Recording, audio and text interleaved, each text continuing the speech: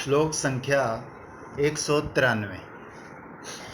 अति उद्याम कंदर्प युद्ध में विक्रम आवेग दिखाने के कारण जिनका तनु युगल स्वेद जल से आर्द्र हो गया है, जो शिथिल और विचित्र रूपधारी हैं, उन्हीं श्री राधा रसिक राज दोनों के कुंज द्वार पर आने पर मैं कब परम आनंद पूर्वक सुखद वीजन द्वारा उनकी सेवा कर सुकृतनी होंगी। श्री राधा रसिक तिलक की वीजन से स्फूर्ति के विराम से श्रीपाद का चित्त विरह विधुर हो गया है। बाह्य दशा में भी उन्हें स्वरूप का निविड़ आवेश रहता है। वो स्वयं को श्री राधा की सेवा परायणा दासी ही समझ रहे हैं। प्रार्थना करते हैं कि कृष्ण द्वारा मेरे आगे समर कला प्रकट करने पर भी मैं श्री राधा के चरण कमल हृदय में धारण कर उस उपविधि को त्याग कर एकांतिक भाव से श्री युगल के सेवा रस में कब तन्मय हो। गौड़ीय वैष्णव का चित्त इस सुनिर्मल वासना परिमल से सुवासित होना चाहिए। कहाँ ऐसा सुनिर्मल भाव और कहाँ मुझ जैसे जीव का जघन्य विषा वासना की दुर्गंध से कलुषित चित्त मन। हम लोगों के लिए ऐसा हो तो बात करा तो क्या विषय वासना देख सकते। इस विषय वासना से पंकिल हुए चित्त में ऐसा पवित्र भाव कैसे उदित होगा। किंतु मुझ जैसे पतित जीव के लिए भी भरोसे का स्थल है। मैं कहने वाली थी, फिर भी चाहे हमारे चित्त कितने दूषित है, भाव तो आ ही जाता है। सामने ना भी आए तो भाव तो आ ही जाता है। आपका नहीं है दीदी, आप और उनके जैसी है, हम ये लगते हैं। कारण है ये पतित पावन परम करुण श्री निताई गौर का युग है। व्यास अवतार श्री वृंदावन दास ठाकुर जी ने लिखा है, गोपी गणेर जय भक्ति कहे भागवते, एकला नित्यानंद हईते पाइबे जगते। ये कलिहत जीव कितना ही बड़ा पतित क्यों ना हो, एकांतिक भाव से श्री निताई चरण आश्रय ग्रहण कर ले तो वो ब्रह्मा आदि को भी दुर्लभ महाप्रभु का महादान मंजरी भाव साधना का सौभाग्य प्राप्त कर धन्य हो जाएगा। श्रीपाद श्रीमन महा तो कहते ये नित्यानंद गुरु थे, वो उस नित्यानंद की अंश है। तो आपने तो बिल्कुल सही शरण ग्रहण कर रखी है। इसीलिए मुझे कोई बातें उनकी याद आती है ना, मुझे लगता है कि वो सब बातें जुड़ी हुई हैं। जब उन्होंने ये कहा जहाँ वो ले जाए, तो रेफरेंस था निताई चांद को, क्योंकि वो तो निताई। लेकिन आप सोचो योग आश्रम में और सन्यासियों में 20 मिनट तक रोज धुन होनी, कीर्तन, श्री कृष्ण चैतन्य प्रभु नित्यानंद। वो कहते थे कृष्ण चैतन्य तो है ही है, मतलब के वो भगवान है ही, कृष्ण तो भगवान है ही, और ये निताई मेरे गुरु का इस गुरु मेरा उनका अवतार है, उनका ही अंश है।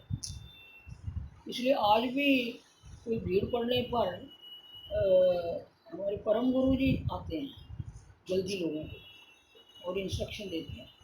ये हमारे काका जी जो हैं, इनको उन्होंने कहा कि तुम ये काम करो।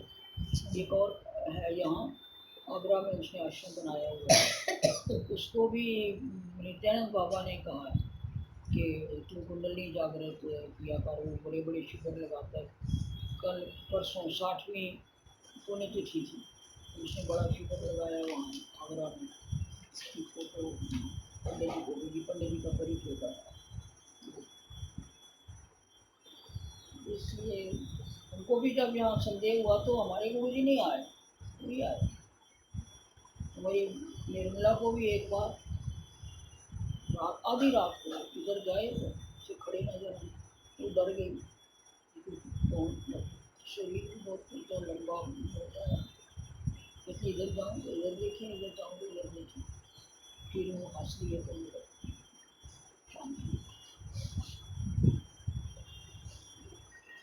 श्रीपाद श्रीमन महाप्रभु के नित्य परिकर होकर भी साधक अभिमान से साधना का रस आस्वादन कर रहे हैं। यही कारण है कि मंजरी भाव के अति सूक्ष्मतम रहस्य उनके चित्त में स्वतः ही परिस्फुट है। इस परिकरों की महावाणी का सेवन करने से साधक भक्त के चित्त में भी इस पवित्र भाव का संक्रमण होगा। श्रीपाद के चित्त में साधक आवेश में दैन्य उत्पन्न हुआ है। उन्होंने श्री युगल चरणों में अनुरूप प्रार्थना व्यक्त करते करते ही इसी लीला का स्पुण्य प्राप्त कर लिया। श्री राधा माधव किंकरी की आत्म इंद्रिय सुख वासना शून्य निर्मल प्रेम चेष्टा देखकर उससे परम संतुष्ट किंकरी ने मन ही मन श्री गोविंद चरणों में प्रार्थना की है कि हे गोविंद, तुम्हारा ऐसा पुरस्कार मेरे लिए वांछनीय नहीं है। यदि मुझे पुरस्कृत करना चाहते हो तो मेरा मनोमत पुरस्कार ही हो। राधा रानी के विचार राधा रूपी सुर तलास्य की भूमि पर तुम्हारी समस्त उज्ज्वल रस कला, श्रृंगार, विदग्ध आदि प्रयोग प्रकार विषयक निपुणता ही जिस सेवा का मुख्य अंग है, मैं तो केवल उसी की कामना करती हूँ। कारण उसी सेवा के प्रभाव से सभी बधुजनों के मनोरथ ने चरम सीमा प्राप्त की है। इसलिए हे गोकुलेंद्र, तुम्हारे अंग संग के रसास्वादन के लिए मेरे मन में कभी भी उत्सुकता नहीं होती। अनुग्रह पूर्वक मुझे मेरी चिरवांछनीय सेवा में ही नियुक्त रखो। श्री राधा माधव से किंकरी के मनोमत पुरस्कार प्राप्त करने का समय आ गया है। परस्पर के रूप गुण आदि के माधुर्य से मदन रस में आविष्ट हुए श्री युगल एक विलास कुंज में प्रवेश करते हैं। कुंज में निविड़ विलास। किंकरी कुंज रंध्रों पर नेत्र रखकर अपनी चिरवांछित युगल विलास माधुरी का आस्वादन कर धन्य हो उठी है। आज युगल ने अति उद्दाम कंदर्प समर में विपुल विक्रम प्रदर्शित कर किंकरी को रस सागर में डुबो दिया है। परस्पर को सुख पहुंचाने की इच्छा से दोनों के चिन्मय रसावेश की ही ये परिणति है। अतुलनीय रति विक्रम के फलस्वरूप श्री राधा माधव का तनु युगल रति श्रम जनित स्वेद जल से आर्द्र हो गया। श्रांति के कारण अंग प्रत्यंग शिथिल है और वस्त्र आभूषण गंध अनुलेपन के उल्टे सीधे ढंग से धारण करने से उनकी देहों ने विचित्र शोभा ग्रहण कर ली। रति रण में विप्रयस्त श्री राधा माधव की ये माधुरी किंकरी के लिए बड़ी लोभनीय है। महावीर भीष्म ने शरशैया पर लेटे श्री कृष्ण के दर्शन कर प्रार्थना की थी कि जो अर्जुन के सख्य के वश होकर कुरुक्षेत्र के युद्ध में रथ पर सारथी के रूप में अवतीर्ण हुए थे, जिनकी इधर उधर बिखरी अलकावली अश्वों के खुरों से उठी धूल से धूसर वर्ण हो गई थी, अश्व संचालन के श्रम के फलस्वरूप स्वेद जल से परिव्याप्त होकर जिनका मुखमंडल परम सुशोभित हुआ था, मेरे तीक्ष्ण शर से जिनका चरम क्षत हुआ था, उस शर से जिनके कवच की शोभा वृद्धि हुई थी, मेरा मन उन्हीं श्री कृष्ण में रमण करे। इसी प्रकार कंदर्प समर में स्वेद जल से आर्द्रीभूत शिथिलित और विप्रयस्य वेशभूषा में परम रमणीय युगल रूप राधा किंकरी के लिए परम लोभनीय और चिर आकांक्षित है। श्री युगल श्रांति दूर करने के लिए कुंज द्वार पर आ बैठे। किंकरी ने सुखद संविजन द्वारा राधा रसिक राज की स्वेदाक्त देहों के उस स्वेद जल को लुप्त किया। उस सुख मारुत के सेवन के फलस्वरूप श्री युगल के नेत्र सुख से बंद हो गए। दोनों एक दूसरे के अंग का सहारा लिए बैठे हैं, मानो श्री अंगों से माधुरी धारा झरझर पड़ती है। किंकरी ऐसे राधा रसिक राज की विजन सेवा का सौभाग्य पाकर स्वयं को परम सुकृतनी अर्थात महाभाग्यवती अनुभव कर रही। स्फूर्ति के विराम में बाह्य दशा में श्रीपाद के प्राणों के में अनुरूप प्रार्थना जगती।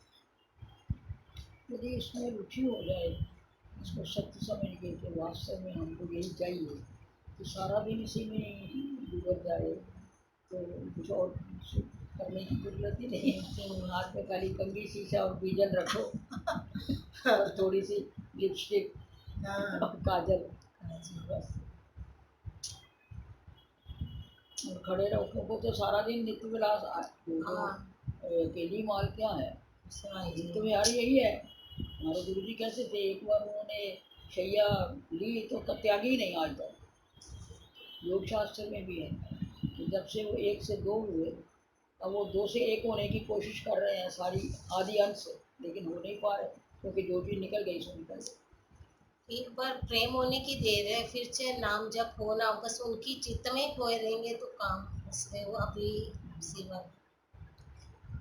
श्लोक संख्या इसमें 100। सबसे बड़ी बात यह है रुचि और आसक्ति होनी इस लीला में, कि हमको यही देखना है और यही सेवा करनी है। करनी है। श्रृंगार रस में अभिनिवेश हो जाने से उसका कोई विक्षेप भी नहीं होता साधक के मन में, बल्कि वो एंजॉय करता है और फिर वेट करता है कि भाई अब मैं कब सुबह में पहुँचूँगा, क्योंकि हर कम से कम जो अष्टकालीन में भी 4-5 बार तो है ही, सवेरे सुबह में, शाम फिर को गुप्त कुंड में, कुंड में, फिर वरना मधुसूदन कुंड में, फिर और मधुपान लीला, फिर ये आरती के बाद जो हम शाम को आरती गाते हैं, इसके बाद थोड़ा बहुत फिर भी आरास के बाद कुंड में होता है, फिर नक्त लीला के बाद, हाँ दोपहर को भी मधुपान लीला। मधुपान के बाद, तो 4-6 बार ये चिंतन करने से मन उसी में ही रमा रहता है, कुछ और करने की जरूरत नहीं। इसकी दूसरी बात ये है कि जब तक हमारे शुभ अशुभ कर्म समाप्त नहीं होते, बहुत सारे, काफ़ी सारे, सारे तो एंड तक नहीं होने, हमारे भी अभी नहीं होंगे जो, क्योंकि नहीं तो शरीरांत हो जाए, तो तब तक इसमें इतनी, तभी तो स्तर दिए हैं ना, भजन क्रिया, निष्ठा, रुचि, आसक्ति, और फिर ये भाव तब आएगा जब अत्यांतिक निष्ठा उसमें हो जाएगी। जैसे एक आदमी को परिवार पालना है तो उसकी निष्ठा है, मुझे इतना पैसा कमाना है, तो कितने घंटे बैठा रहता है उसी में, उसको और कोई ध्यान नहीं देता। ऐसे ही अगर हमारी ऐसी निष्ठा हो जाएगा, हमको यही होना, तो उसके अनुकूल और उनके अनुकूल जो काम करना है उतना ही उठेंगे, मेरा मेरा नहीं उठ पाएंगे। देखा जाए तो कितनी दफा आपने बताया, इतना सरल कई दफा लगता है कि इथो फुटना उथे लाना, है ना, तो चीजें तो सभी हैं, इधर इतना प्रेम हो जाए तो फिर चलो कभी लगे तो हो, या कभी उनकी कृपा होएगी तो हो जाएगा, प्रयास तो कर ही रहे हैं। उन्होंने संसार ही इतना ऐसा बनाया है कि कितना प्रयास करते फिर भी लेकिन चित्त वही चाहता है, ऐसा क्यों होता है?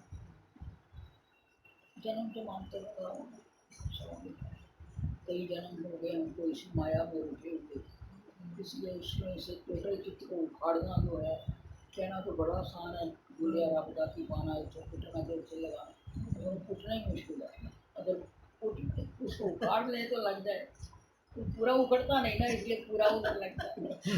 ठाकुर जी ने कहा ना, पूरा देना पूरा लेना। श्लोक संख्या 194। निकुंज के भीतर स्थित नव कुसुम शैया पर लेटे हुए परस्पर प्रेम आवेश जनित सघन पुलकावली युक्त भुज लताओं के पाश में आलिंगनबद्ध तथा उस आलिंगन रस के कारण उन्मिलित दृष्टि वाले अधीश्वर युगल का पाद संवाहन कर मैं उन्हें सुख कब पहुंचाऊं। ये पढ़ते रहे सारा दिन, हम सुनते रहेंगे वाला करते करते तो पहुंच जाएंगे। अधीश्वर युगल का कम से कम झूठ मूठ दिन में 4-5 बार है, तो ये क्या देखे तुम थके हुए हो कि हम कब तुम्हें विजन करेंगे, गुरु आपसे तो बुराई देनी चाहिए, है ना।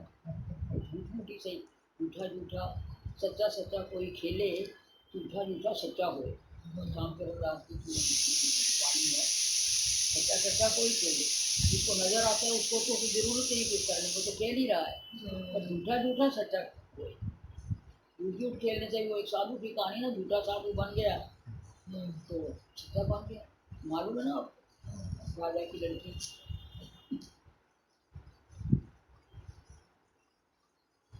अधीश्वर युगल का पाद सम्माहन।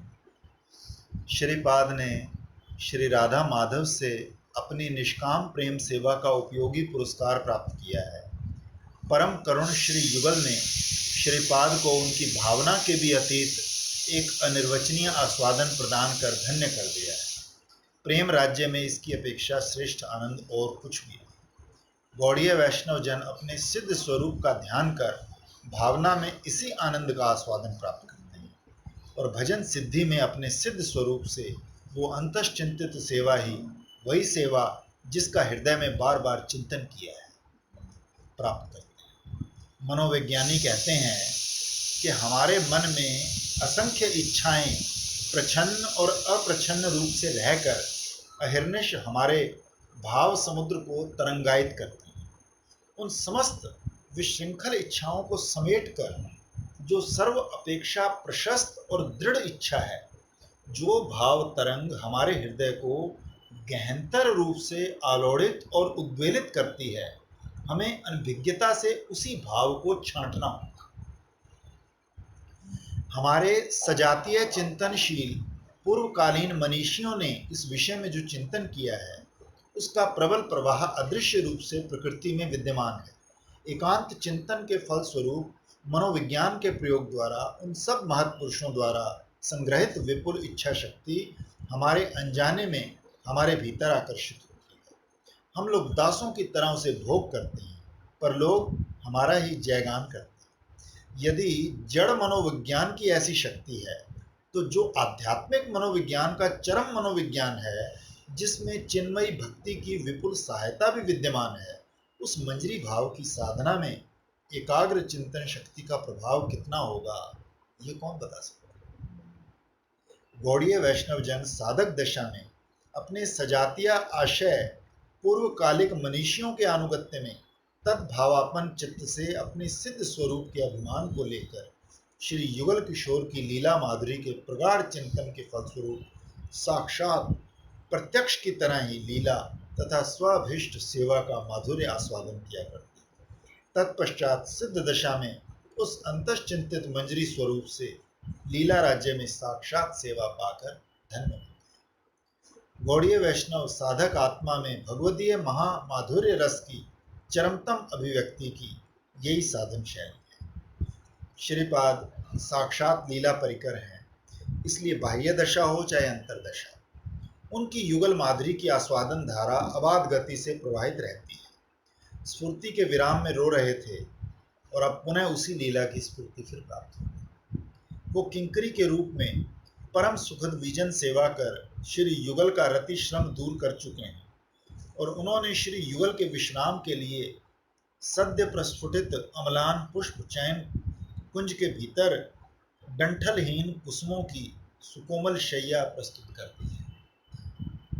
किंकरी रचित उस पुष्प से शैया पर श्री युगल लेटे हुए हैं। उनकी बाहुलताएं प्रेम आवेश के कारण सघन पुलकावली से परिपूर्ण है। श्री युगल ऐसी बाहुलताओं के पाश द्वारा परस्पर आलिंगनबद्ध है, जिससे प्रत्येक अंग को स्पर्श करने के लिए श्री राधा के लिए श्री कृष्ण का और श्री कृष्ण के लिए श्री राधा का प्रत्येक अंग रो रो कर व्याकुल होता है।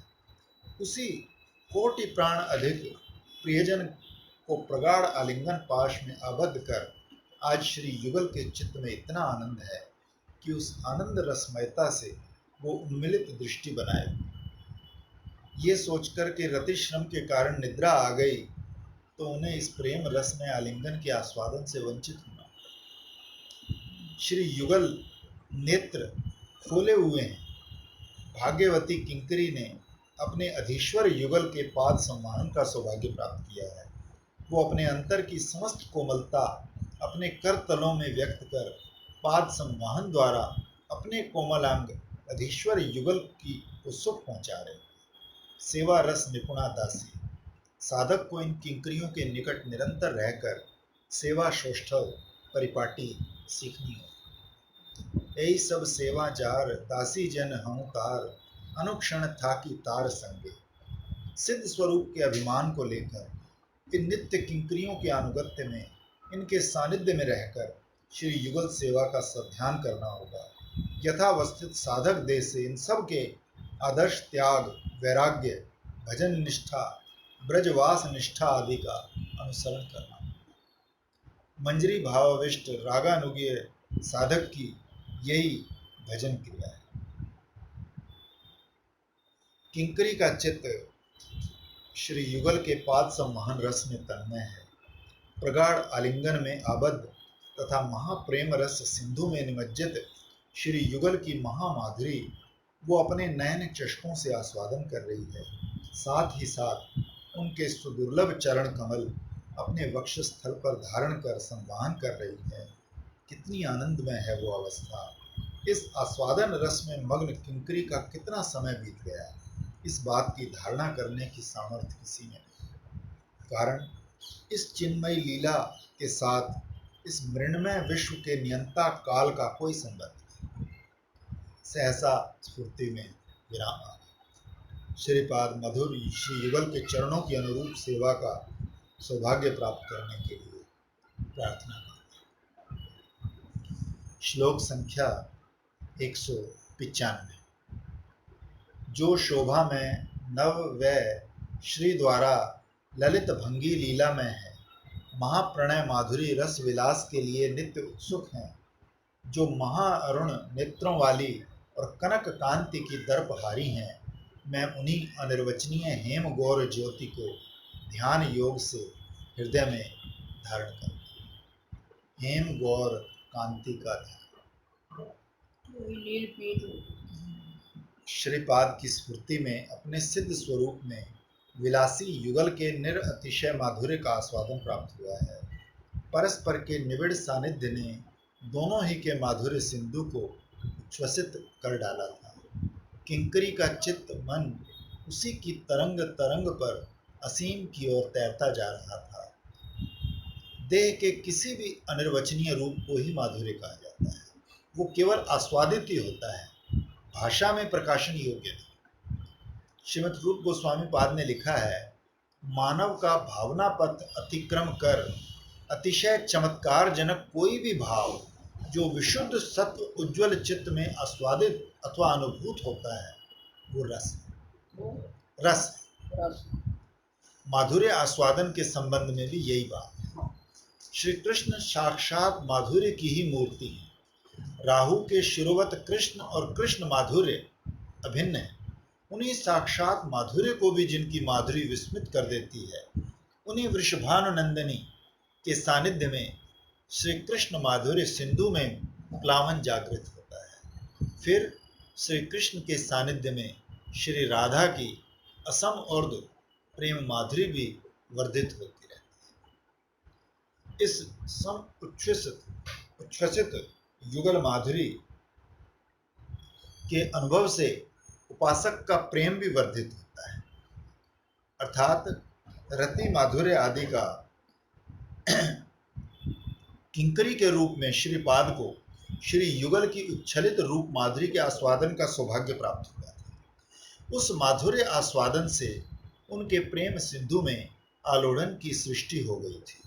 अब स्फूर्ति में विराम आया है तो वो रूप माधुरी उनके सम्मुख नहीं है।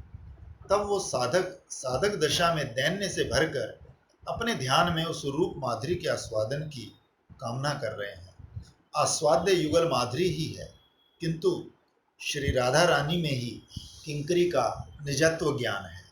तभी इस श्लोक में श्रीपाद अपने ध्यान के माध्यम से परम माधुर्यवती श्रीमती को हृदय में धारण करने की अभिलाषा व्यक्त कर रहे हैं। पहले कहते हैं कि जिनकी नव कैशोर की शोभा श्री अंग में अपूर्व कमनीयता की विस्तार कर मनोहारिणी हो गई है, वही श्री राधा अपनी ललित भंगिमा में विचित्र लीला की सिंधु स्वरूप है, अर्थात जिसमें अंग समूह की विन्यास भंगिमा, सुकुमारता, भ्रू विलास का मनोहारित्व प्रकट हो, उसे ललिता अलंकार कहा जाता है। किंकरी को प्रत्येक लीला में श्रीमती की ललित भंगिमा का अनुभव हुआ था। लीला काल में सुकुमारता पूर्ण अंग भंगिमा और भ्रू विलास की मनोहारिता का परम प्राचुर्य था। इसी कारण प्राचुर्य के अर्थ में इसका प्रयोग किया है। वे महाप्रणय माधुरी से भरे रस विलास के लिए नित्य ही परम उत्सुक हैं। श्री युगल की प्रगाढ़ आलिंगनबद्ध दशा में किंकरी ने श्रीमती की महाप्रणय माधुरी का अनुभव प्राप्त किया और प्रणय के उदय होने पर प्रियजन के साथ स्वयं की कोई भेद बुद्धि नहीं रहती। श्री जीव गोस्वामी।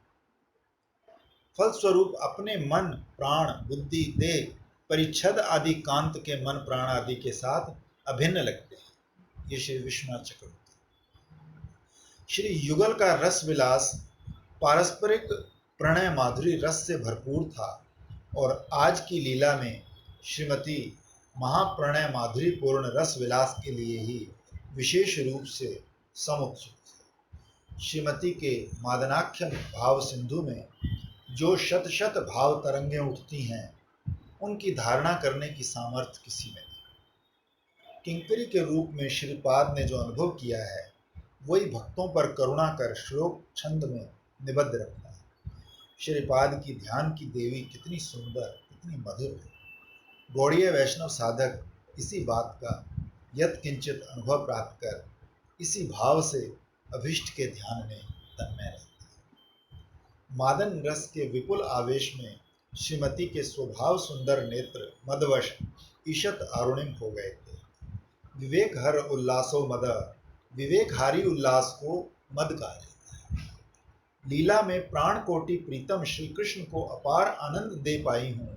जब इस बात का अनुभव श्रीमती को हुआ तो उनका विवेकहारी उल्लास नेत्रों के माध्यम से व्यक्त होने लगा तथा उनकी अंग कांति छिटक छिटक कर गलित स्वर्ण का गर्व भी खर्व करने लगी।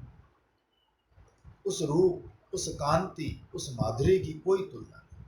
श्रीपाद ने लीला में जो आस्वादन किया है, उसी का किंचित अवशेष श्रीमती के चरण आश्रित प्रेमी भक्तों के आस्वादन के लिए रख दिया है। इस क्षण स्फूर्ति की देवी निकट नहीं है। तभी दैन्य के साथ कहते हैं कि उस स्वर्ण ज्योति को मैं ध्यान योग से हृदय में धारण करता हूँ। वो हेम गौर ज्योति मेरे अंतर में सतत क्रीड़ा करे, यही कामना है। महाभावमयी श्रीमती के रूप गुण आदि के ध्यान से भक्त का अंतर माधुर्य रस से आप्लुत हो जाता है। तभी नित्य परिकर जन भी ध्यान में उसी माधुरी के आस्वादन की कामना करते हैं। इस श्लोक में प्रणिधान योग्य विषय ये भी है। श्लोक संख्या 196। जिनके अंग नवरति रस आवेश के कारण उल्लसित हैं, जो प्राणों की प्रणय परिपाटी में अद्वितीय हैं, परस्पर प्रगाढ़ आलिंगन में वलय आकार अवस्था को प्राप्त हैं और जिनके नेत्र मदवश घूर्णित हैं, मरकत एवं गलित स्वर्ण कांति युक्त, वे श्री युगल रूप ही मेरे हृदय में स्फूर्त। श्री राधा माधव की प्रणय परिपाटी। श्रीपाद ने श्री युगल की मिलन लीला में अपनी परम अभीष्ट श्री राधा का जो माधुर्य अनुभव किया था, उसी का वर्णन उन्होंने श्लोक में किया था। अब इस श्लोक में वो प्रगाढ़ भाव से आलिंगनबद्ध श्री युगल की रूप माधुरी का रसोद्गार व्यक्त कर रहे हैं। पर तत्व के परम अद्भुत प्रकाश श्री राधा माधव ही गौड़ीय वैष्णवों के उपास्य तत्व हैं। फिर भी उनका निजत्व ज्ञान श्री राधा रानी में ही रहता है। श्री राधा के आश्रय में ही उनका कृष्ण भजन होता है। यही कारण है कि युगल की मिलन लीला में उच्छलित श्री राधा की माधुरी ने ही श्रीपाद के चित्त को समधिक आकर्षित किया था। इसीलिए वो पिछले श्लोक में श्री राधा माधुरी का वर्णन करके अब इस श्लोक में युगल माधुरी का वर्णन करें। नवीन रति रस आवेश के विवश्य के कारण जिनके श्री अंग उल्लसित हैं, श्री राधा माधव की पारस्परिक प्रीति अखंड और पूर्णतम होकर भी नित्य नूतन है। जैसे प्रवाह का जल प्रतिक्षण नूतन होता है, वैसे ही श्री युगल के पारस्परिक रतिरस का प्रवाह क्षण क्षण अभिनव है। श्रीपाद ने किंकरी के रूप में लीला के माध्यम से इस बात का यथेष्ट अनुभव प्राप्त किया था। सदा आस्वाद्य वस्तु को अनुरागी व्यक्ति के निकट प्रतिक्षण अभिनव रूप में प्रकाशित कराना ही अनुराग का स्वभाव है। अनुरागमयी प्रीति नित्य अनुभूत वस्तु में प्रतिक्षण नव नवता को जन्म देती है। इसी प्रकार ये प्रीतिमान के चित्त में अभूतपूर्व आनंद वहन कर लाती है। तब वो आनंद बाहर भीतर विपुल आस्वादन का पुलक जगाता है। उसी आनंद सिहरण के फलस्वरूप रतिरस आविष्ट श्री युगल के श्री अंग में अकल्पनीय आनंद विवशता जगी है। रतिरस आवेश जनित आनंद का भार वहन करने में अक्षम होकर इस श्री अंग युगल विवश है। इससे श्री युगल के अभूतपूर्व सौंदर्य का विकास हो रहा था। उसके आस्वादन में किंकरी का चित्त भी तन्मय था। एक तो श्री युगल का स्वाभाविक माधुर्य ही निरुपम और ऊपर से नवरति रस आवेश का रंग फैला हुआ। लगता है किंकरी का चित्त भी उस आस्वादन के भार को वहन करने में अक्षम होकर विवश हो उठा। फिर श्री राधा माधव प्राणों की प्रणय परिपाटी में श्रेष्ठतर अद्वितीय हैं। श्री राधा कृष्ण प्रणय का ही विकार है। यहाँ विकृति या विचार का अर्थ है घनीभूत परिपाक। राधिका हेन कृष्णेर प्रणय विकार। चैतन्य चरितामृत। क्या मतलब? राधा रानी है वो ठाकुर जी के ही प्रणय का विकार। अच्छा, उनका सब कुछ जो है वो वहीं से आया है। क्योंकि एक से दो हुए तो आया तो सब वहीं से आया। जैसे तरल दूध का विकार है खीर अथवा मावा।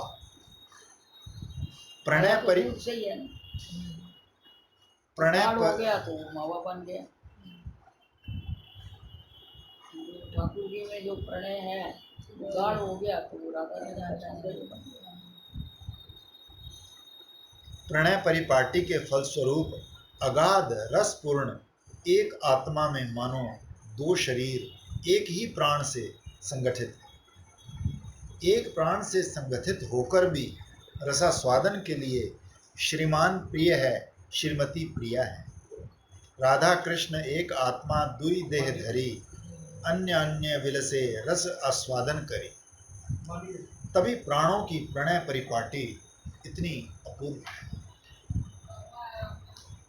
श्री कृष्ण बोले, हे राधे, मैं तुम्हारा प्रीतम हूँ, तुम मेरी प्रिया हो, ये सब प्रवाद है। अथवा तुम मेरा जीवन हो, मैं तुम्हारा प्राण हूँ, ये सब वाक्य प्रलाप मात्र हैं। तुम मेरी हो, मैं तुम्हारा हूँ, ऐसी उक्ति भी अच्छी नहीं, कारण कि ये भी भेद व्यंजक है। हम मैं दोनों तुम्हारा हूँ वहाँ तो मैं और तुम दो हो गए। हम दोनों के प्रसंग में युष्मद अस्मद ये शब्दों का प्रयोग ही भ्रम मात्र है।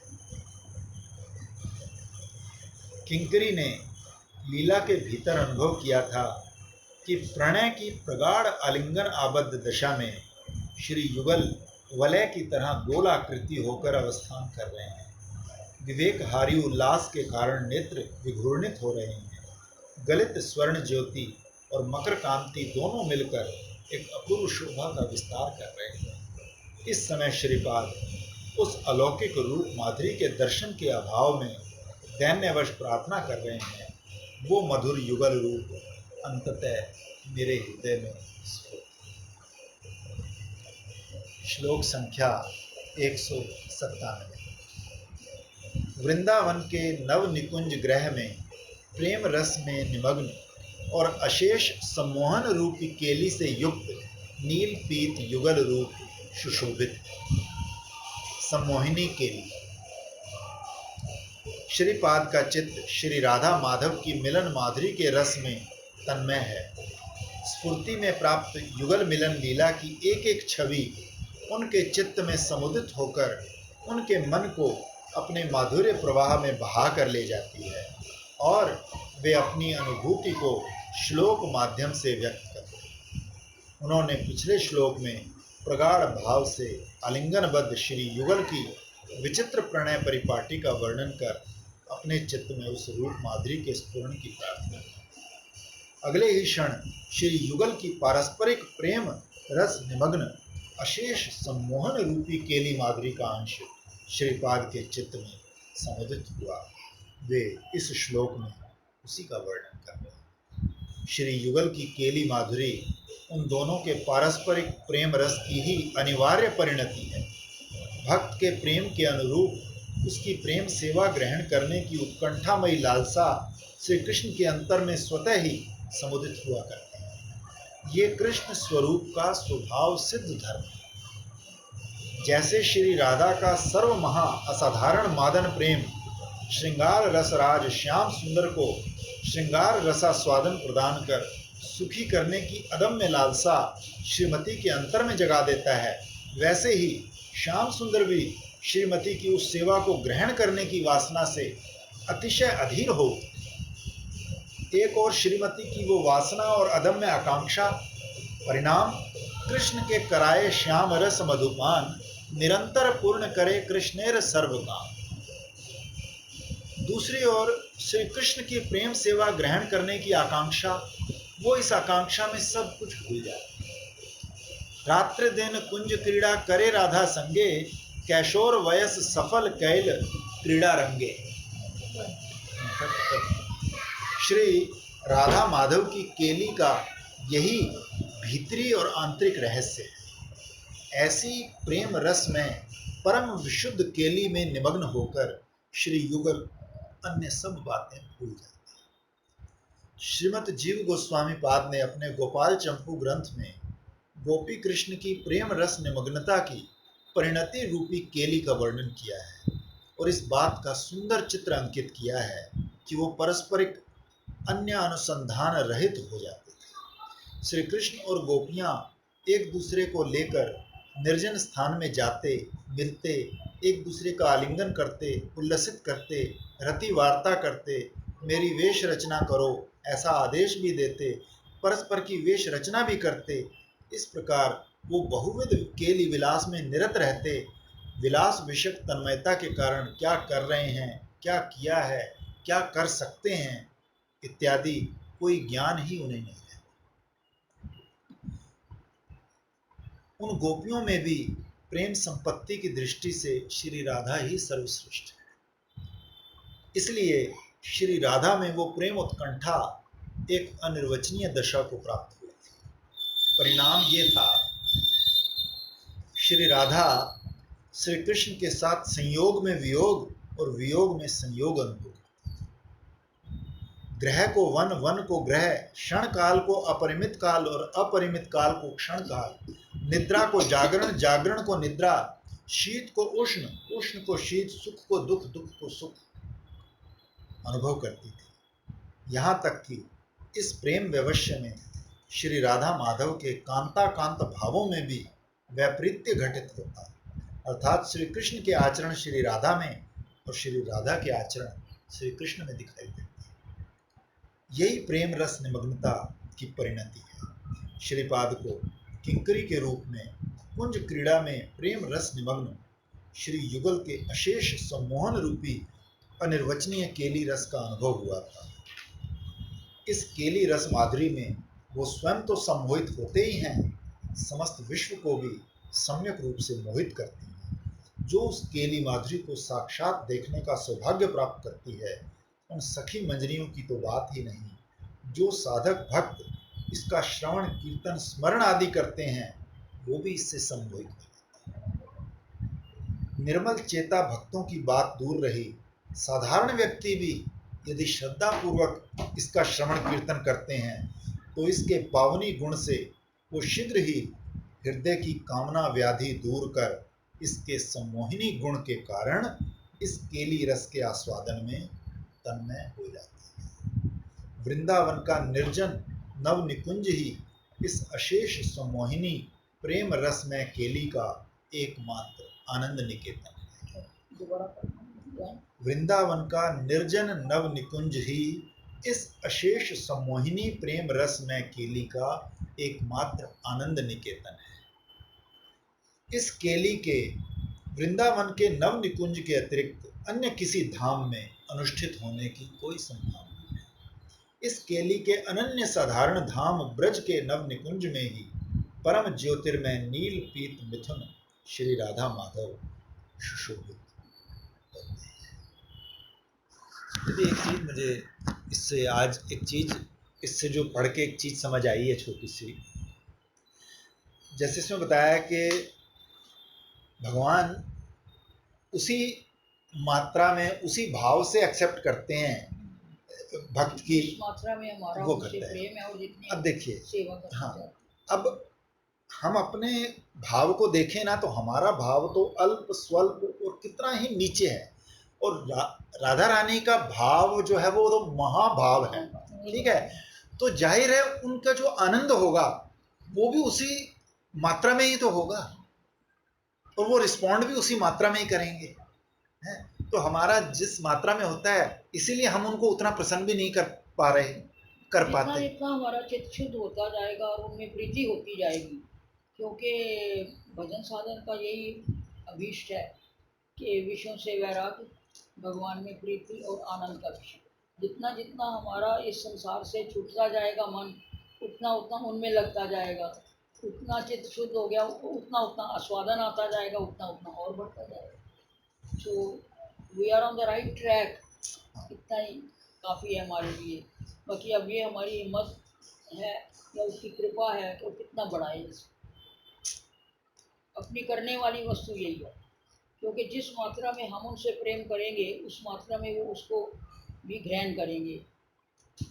पता नहीं, एक दर्जी कातरे लेकर रजाई बनाता था, राधा रमन को भेंट करता था। किसी ने एक दिन वो रजाई नहीं उड़ाई, अब उसकी रजाई की तरफ मत देखो, उसका भाव देखो। किसी ने सोचा ये क्या फजूल की रजाई कातरों की बनी लाता है, नहीं चढ़ूँगा। तो ठाकुर जी साज सोए नहीं, काँपने लगे। गोसाई जी उठे, गर्म पानी किया, स्नान किया, अंदर गए, सब कुछ ओढ़ा हुआ है। फिर किसी ने कहा आज वो दर्जी की रजाई नहीं होगी, वो उड़ाई तो उनके शीत। तो वो प्रीति का विषय है। ये तो राशि सेवा हो गई। मानसी में ऐसा, राशि में तो हम नहीं भी करें तो मानसी में कम से कम हम उनसे सारा दिन अपना प्रेम को बढ़ा सकते हैं। चलो